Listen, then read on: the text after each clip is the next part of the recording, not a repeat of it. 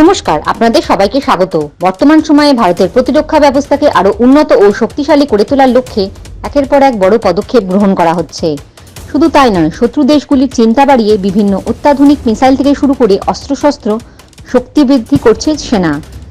সেই দেশ বজায় রেখে পাকিস্তান ও চীনের বুক কাঁপিয়ে এবার ভারতের নৌসেনা এবং বায়ুসেনায় অন্তর্ভুক্ত হল rapid long range supersonic missile.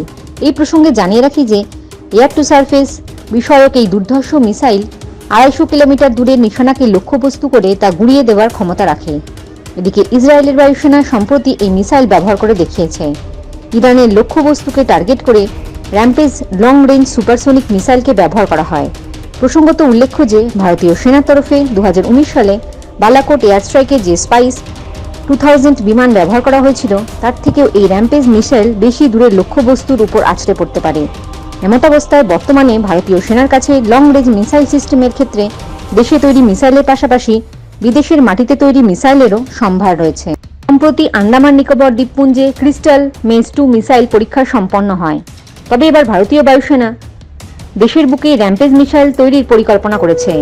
শুধু তাই নয়, ভারতীয় বায়ুসেনা ইতিমধ্যে এই বিশেষ র্যাম্পেজ মিসাইলকে তাদের রাশিয়ান এয়ারক্রাফট সুকোই 30 MKI-তে সংযুক্ত করেছে বলেও জানা গিয়েছে। এছাড়াও ভারতীয় সেনার মিগ-29 ও জাগুয়ারের মতন যুদ্ধবিমানে এই মিসাইল সংযুক্ত রয়েছে।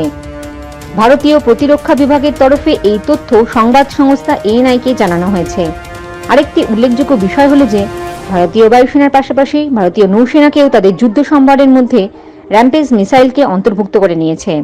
জানা গিয়েছে যে নৌসেনার মিগ-29 যুদ্ধবিমানে সংযুক্ত হয়েছে এই মিসাইল। এদিকে এই মিসাইলের মাধ্যমে ভারতীয় সেনা পাইলটদের কাছে বিপক্ষের র্যাডার স্টেশন সহ একাধিক ক্ষেত্রকে লক্ষ্যবস্তু করে ফেলার অপশন উপলব্ধ রয়েছে। জয় হিন্দ, জয় জওয়ান, জয় কিষান।